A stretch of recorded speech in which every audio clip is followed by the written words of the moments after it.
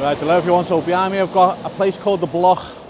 The Block is it's an Armed Forces Advice Centre run by Colin, which I'm going to have a chat to him, so I won't tell you too much about him. But it's basically somewhere for homeless veterans that they've left the army, they've been forgotten about, and this is where they go to now. So going to go in here now, going to have a chat with Colin, and we'll get the full story of what's going on. Right, so I'm inside now, The Block. I've got Colin here. Going to have a quick chat to Colin. I'll let him do all the talking because you're fed up of hearing my voice. So Colin's more important, so I'll spin you down to him. Colin, hi. Hi, Kev. How are you? Sound good, thanks very much. Right, so tell us a little bit about you, your military career, and how you come to be in The Block.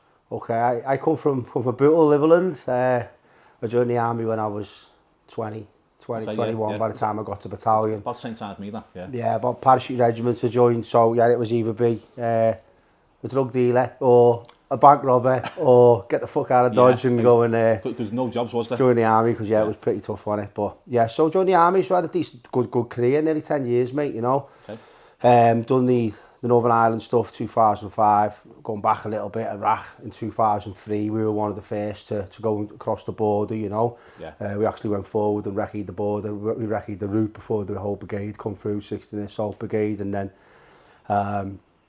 Then Afghan started up, didn't it? After all that, so I've done 3 tours of Afghan. 3 tours. That's three different operations.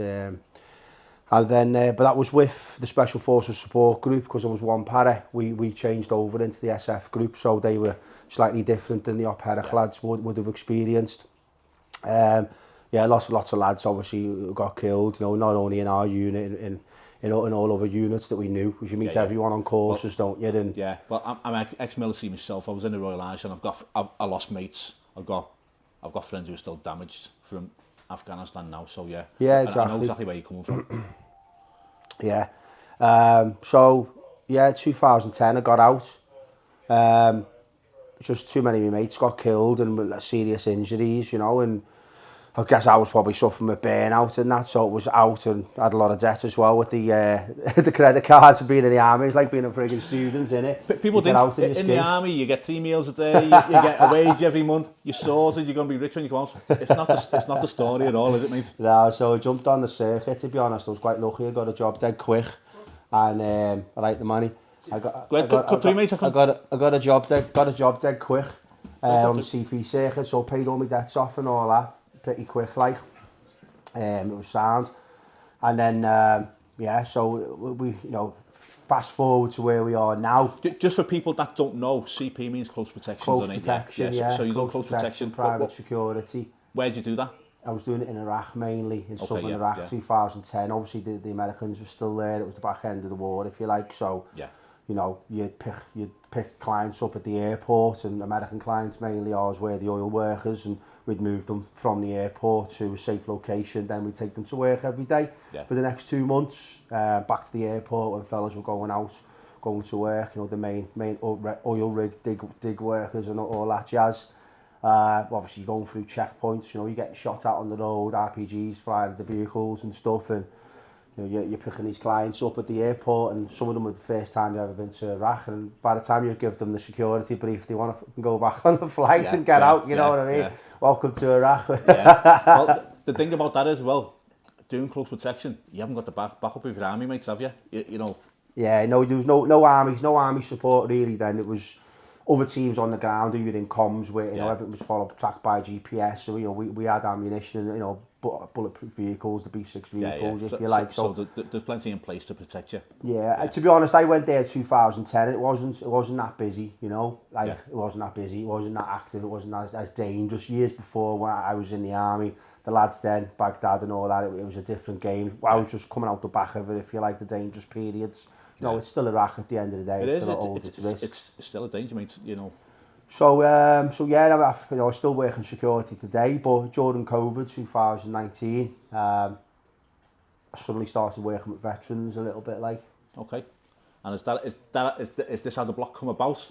Yeah, through myself having struggles with mental health, you know, drinking, addiction, if you like, and you know, reaching out to fucking different services and not getting the tailored support that I needed, or feeling it wasn't right for veterans, and you know, and didn't want to go to my GP, so you sort of try and reach out to charities, and you always think, I didn't know what charities were there. You think RBL, Royal British Legion, you're on the phone to the Royal British Legion, and you're like, okay, I'm sure they do great work in other places, but when you're down and out and you're at that very moment, I've heard plenty of stories, mate, where I've heard the stories where people have just been the high end charities, if you like. I won't name them, but we know who they are.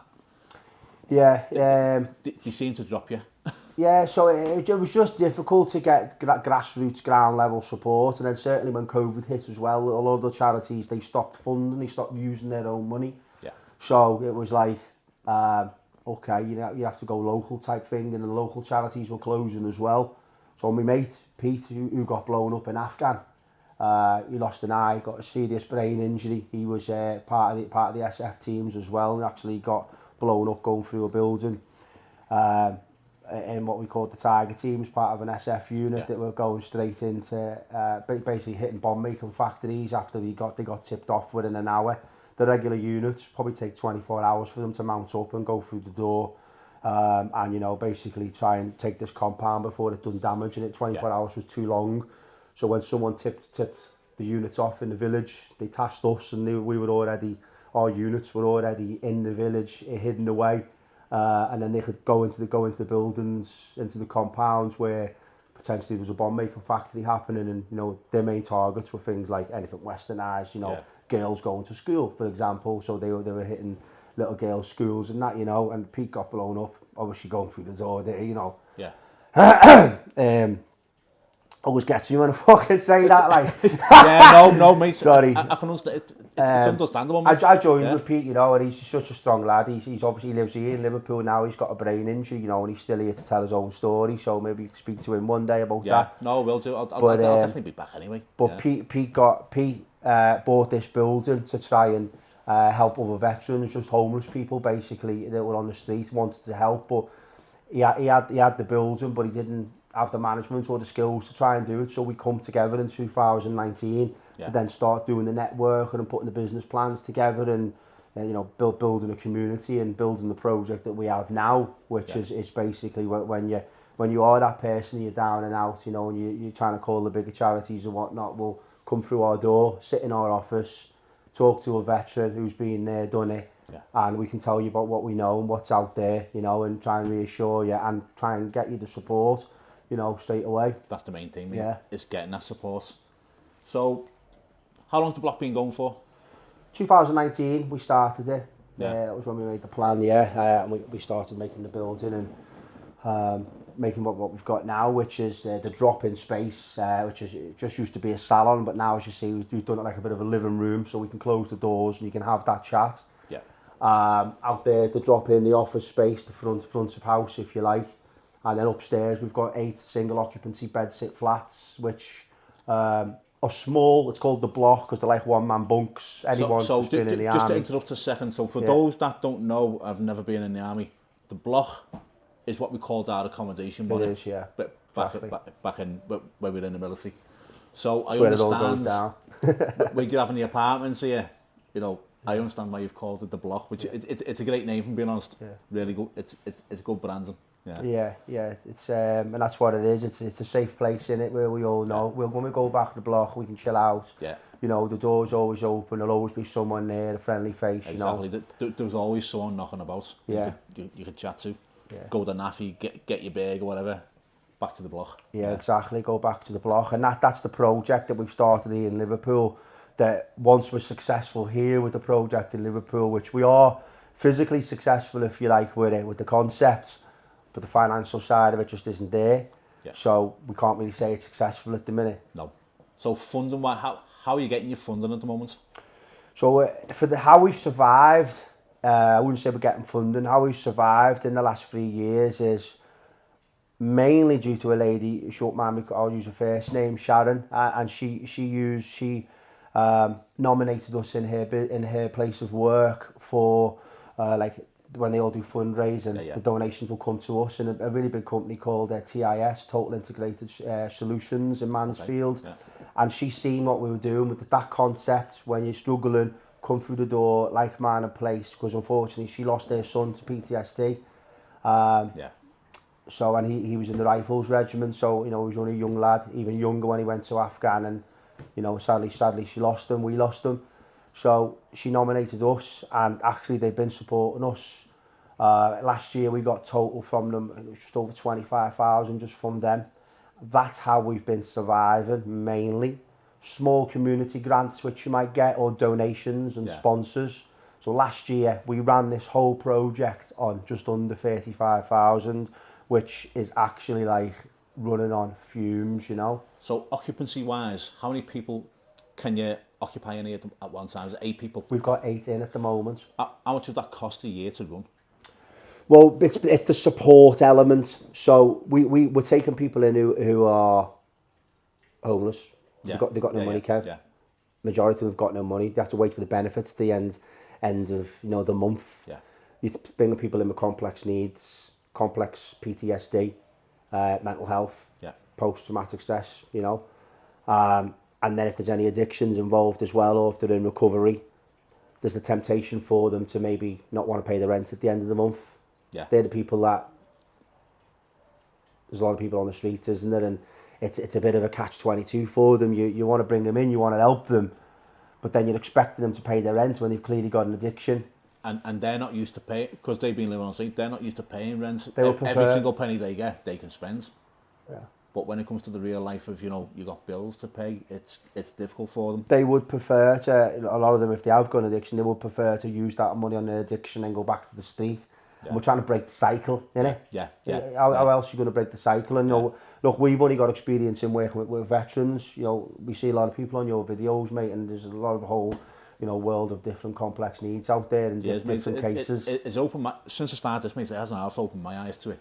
Because I'd be like the average Joe, walk past them and go, no, you're an addict, you're not getting any money off me. Yeah. Not realising I can do other things for them. I can sit down and have a conversation with them. I can buy them some food, you know, a hot drink, you know, the little things really help them. But breaking the cycles and I was just in that mindset of, you know, you're a bum, I'm walking past you.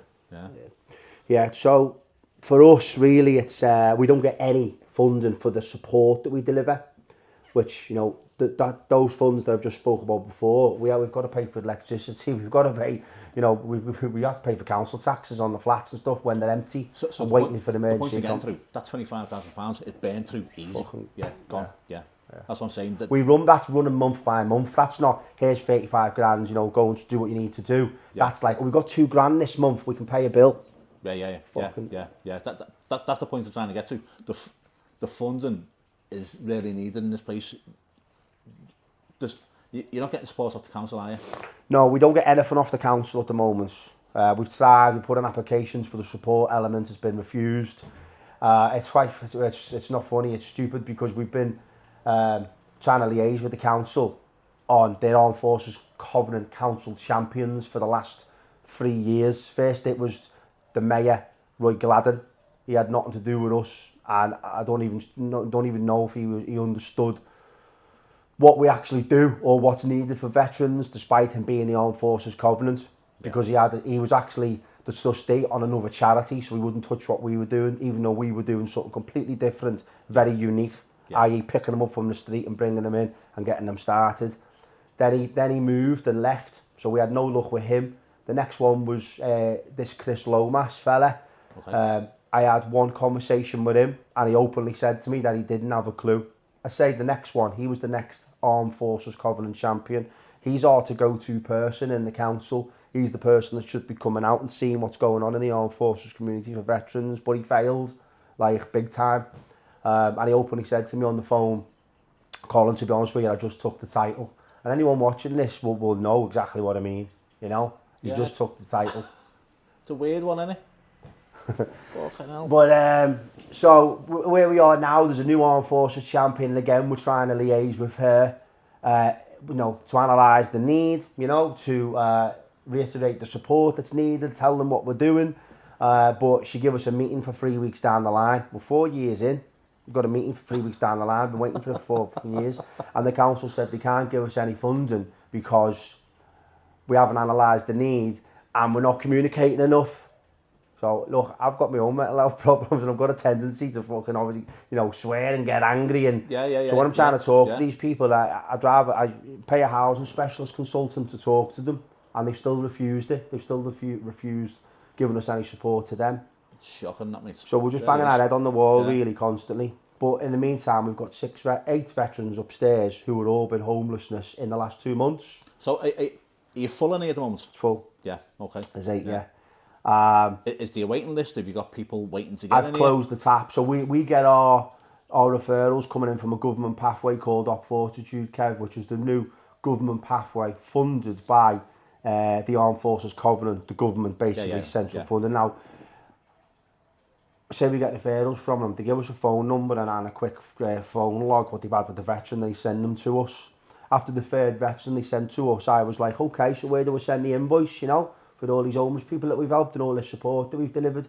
Oh no, there's no invoice, like we don't pay you nothing. Like, okay, so who's paying for his lecky for the first month and who's putting the food in his belly, and when they only stay a couple of weeks, who's doing the cleaning and changing all the bedding and bam, bam, bam, bam, bam? Oh, well, you know, speak to someone else. So they're all right passing the buck on to you, but 8 million they got from the government, but they don't want to support you with it.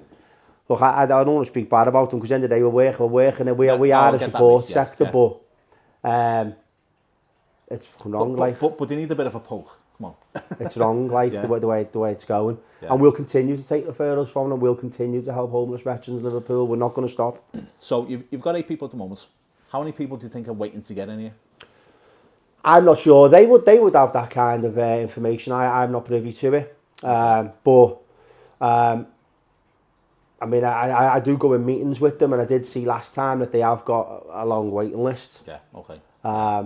The last veteran that we took in was homeless in Liverpool for 6 months. You met him before. He didn't want to be on camera. Yeah. Okay. As he said, he'll speak another time. He'll speak another time. Yeah. He sounds like he's got an interesting story to tell. Yeah, and he's been in it, and he's got a very interesting story. So hopefully he'll talk about it and create the awareness like that it needs, you know. No worries. Yeah. But 6 months he was homeless. He was staying in his mate's flat in the day, and when his bird come home, he'd then sort of move into the flats, and he was sleeping under the stairwell. As soon as he got referred into us from Fortitude, we brought him here straight away, and now he's never out the flat. He's doing better, you know what I mean? Great work you're doing. He's got a lot of mental health problems as well, and no diagnosis, and so the support element should have been there. The priority should have been there, but it's not. Wasn't, yeah. Okay, so going forward, what do you want? Well, we would like some funding for the work that we're doing, so we can pay for the cleaner. So you know what I mean. So we can get the guy to his meetings if he's got, you know, NA or AA meetings that needs to go to and he hasn't quite got the money and he's asking us, so he doesn't meet the money. Let's make sure he gets there, you know. Electricity's so sky high these days, so they're always contacting us halfway through the month. Or a lot of them won't contact us. They'll sit there with no lecky. Gas, lecky and water bills. They'll sit there with no lecky. So we do that out of our fundraising money. That money that I said before, that's where a lot of it goes. Okay. You know, items. So the electricity, have they got like a meter that they pay? They've got their own individual meters. The single occupancy beds are flats, so they're all grown up, big men. They all look after themselves, supposedly. But if they're on benefits and they can't quite make it to the end of the month, so that's where the charity steps in, you know. I get you, yeah, no worries. Right, Colin, okay. I'll stop picking your brains on that one. So you said you're going to give me a little tour. So all right, cool. Crack on with the tour? Yeah. So we're here on Walton Road now, obviously, you know, direct bus route into town there, end of County Road. Goodison Park, those blue noses are just up the road there, and the better stadium, Anfield's just behind it. We've got our drop in here. We're only open limited hours because, you know, we're run by volunteers. We've got very limited funding, so we can't keep the office open 9 to 5. We would really like to have it open 9 to 5, you know, so we can support more people, have it open, hold more, you know, coffee afternoons, socialisation events. At the moment, we're only open 3 days a week, Monday, Wednesday and Friday, and those limited hours, 3 hours, 3 hours in the afternoon. That's good to know that, mate, yeah. And we try and call that a bit of a crisis drop-in, Kev, you know, rather than holding other events on, which we would like to. So, okay, you'd come inside, and then, you know, people come up to the desk and they meet one of our volunteers or one of our staff, and they'll, you know, tell us what it is they need. And here, we can either bring them into the back for a private chat where we've just been sitting and we can close the door, or, you know, they can come round. And here we have now access, and we're connected into all the government pathways for veteran support, which has got a lot better since 2019. It continues to evolve. Those pathways, if you don't know them, are Up Courage for your mental health. Okay. Veterans mental health. It's NHS, government funded pathway. Yeah. And it's not all like doctors in white capes and medicine, you know, for your mental health. They'll refer you into, they'll social prescribe you if that's what's needed, you know, for social activities or wellness. Places like Everton in the community over the road. We have a great veterans link as well. And then, other charities for different types of mental health. So that's Up Courage. Then you've got Op Fortitude. They're all ops, aren't they? We all love ops in the army. Do you know in the army we do, yeah. So Everton's an op, yeah. and this is Op Fortitude, and we're connected to Op Fortitude. That's what I said before. We get our referrals. That's veterans at risk of homelessness, and literally like the last lad who come in before, almost for 6 months, trying with the council, didn't get anywhere. Called Op Fortitude. We picked him up the same day. Brought him in because we had availability, and now we're supporting him with his other needs. First thing he done when he come in, we done the referral into Op Courage, Kev, for his mental health. Yeah. Okay, and he's now working with them. Brilliant. You've got Op Nova as well, which is another op, and it's veterans in the justice system. So if he was to say to me, I've got a court case on the 20th, I'm flapping about, I've got no one representing us, we'll go to our friends over here in Op Nova, and we'll get him someone to represent him, you know. No worries, yeah. Great. And then you've obviously got a new one now, Op Restore. Like I said before, my friend's got physical injuries from getting injured in Afghan. Op Restores for physical injuries, veteran support, it's quite a new one. So the services for veterans are really evolving, and anyone that walks in here and gives us a problem, we've mostly got a solution. At the moment, we haven't got a immediate housing solution because we've got to get these guys who are in here into social housing. There's a massive backlog. We're trying. I'm on the phone this morning to Housing Options, trying to get these guys put up to Band A where they should be because they're a veteran. We've just been told this morning, any veterans in Liverpool, regardless of which area which they're bidding, if the person in the property pool looks on the system, the notes are there to say that they can actually bid anywhere in Liverpool or Sefton because they're ex-armed forces. They can go anywhere. That's good to That's know. what he's just been told this morning as well. And today's the day that I learned about those ops that you're on about as well. Even I didn't know about them, so yeah. You know, some people maybe tried them a few years ago and it didn't quite work, you know, lots of teething problems, but they're ironing everything out and they are working, you know, and they're the services that have been put there for veterans. So anyone, you know, that needs it, I recommend that you jump in the system there. Excellent. All right, mate. That's good advice. Right, this is our office space, yeah. 1 second. I've noticed you haven't got a Royal Irish plaque up here. No, anyone in the Royal Irish wants to donate one. They've all been donated through people that we've helped I've got before. one you can have. Okay. So they've all been donated. I don't buy them. I don't want to buy them. They've got to come from people and we'll know exactly where they come from. Obviously this one come from my friends over in the Special Forces Support Group. Okay, so that was the first one we had up. No, I've got a Royal Irish one you can put up. Cracking. There you go, sorted. Brilliant stuff, all right. So this is your office space? This is the office space, a lot of stuff gets done in here. And anyone that rings up, you heard the phone going before, it rings up, mate, I'll be jumping on that as soon as you leave and I'll just check in with them. We're not normally open on a Tuesday, I've only come in for yourself. Right, okay. You know what I mean? Yeah, no worries. Okay, so... That one's a tour. Little private room, and the idea behind this, Kev, was to try and make it like a bit like a living room. Yeah. A bit like your ma's living room. You know, when the doors are closed, the heaters are on, TV's on in the background. What was happening, mate? Let's talk about it. Take a book off the bookcase. Take a book off the bookcase. It's good, doesn't it? It's good. But that was the concept, really. And, you know, we've had plenty of chats with lads in here and we've encouraged them to try the services like Op Courage, sorry. Just yesterday, mate, I was sat here with a wife, a woman who's just lost her husband to PTSD, and without giving any names, it's in the news already, you know, and I sat here for an hour and a half with her yesterday morning. You told me about this yesterday. You know what I mean, mate? And that was like, that was a morning that I never want to have ever again. Talking to someone who just describing how they just lost their husband to PTSD, served 12 years in the Cheshires, you know what I mean? And he's not buried yet, you know, God rest his soul, mate, you know. But more needs to be done, and we're doing our best. Yeah. We've got a bit of a cellar space down here, actually, which we refurbed. We did in 2020. Screwfix gave us £4,000, and we refurbed this place. Okay. the guys just use it as a bit of storage. So we redone all the floors and we just put a bit of a kitchen space in here. Lads come in, but you know, we make the bed. We're there to sell it at the end of the day, but we use it for what we can. We've got a little bit of a pantry going on here. The lads are doing a bit of building work for us.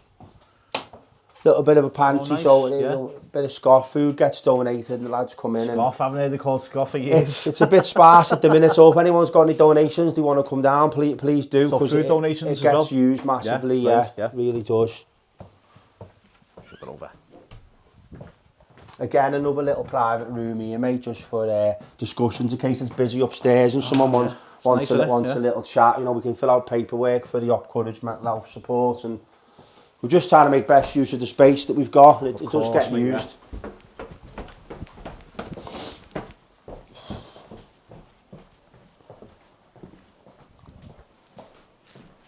These are some of the mindfulness retreats that we've done over in Formby Hall with veterans. All these people here are veterans. They all come to us through Upcourage mental health service, actually. Really good people.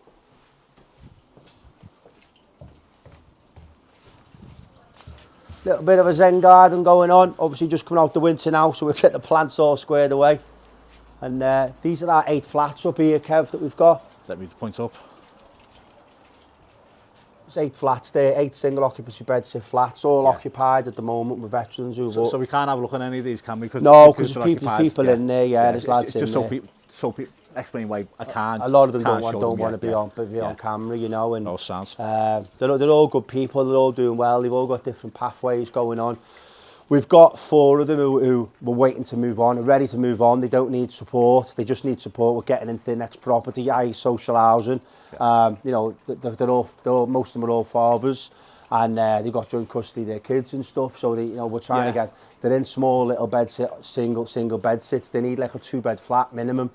You know, trying to get one. And the good thing is, as soon as we get them out, that room will be filled the same day. Once it's cleaned, we've got it onto our Fortitude again, or the councils. We'll just tell them if you've got anyone. The council never normally send them. Sefton Council have done before. Liverpool Council never. I don't know why. I don't know what's wrong with them.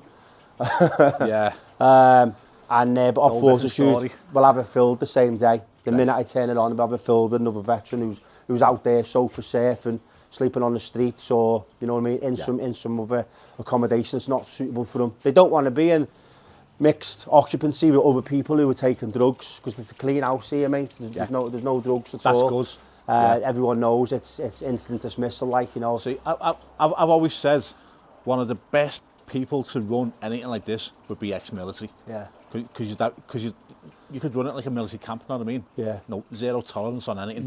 We are zero tolerance to drinking drugs. So we've got lads who are in recovery, who have been active, you know, in addiction before, so they're in recovery and they're working hard, you know what I mean? So, good stuff. Mate. Nice one.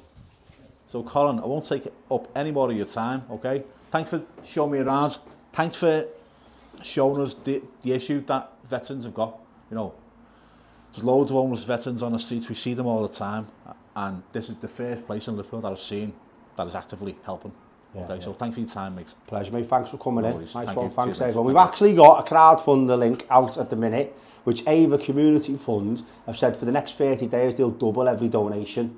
So anyone who goes on the social media, the block, Armed Forces Foundation, have a look for the Ava Fund. If you give £1, basically, we're getting £2. You click the gift aid as well, it bumps it all up. And I'll put a link to that in the description. Brilliant. Thank you very much, everyone. No worries, mate. You're welcome. No worries. Thank you for the tour.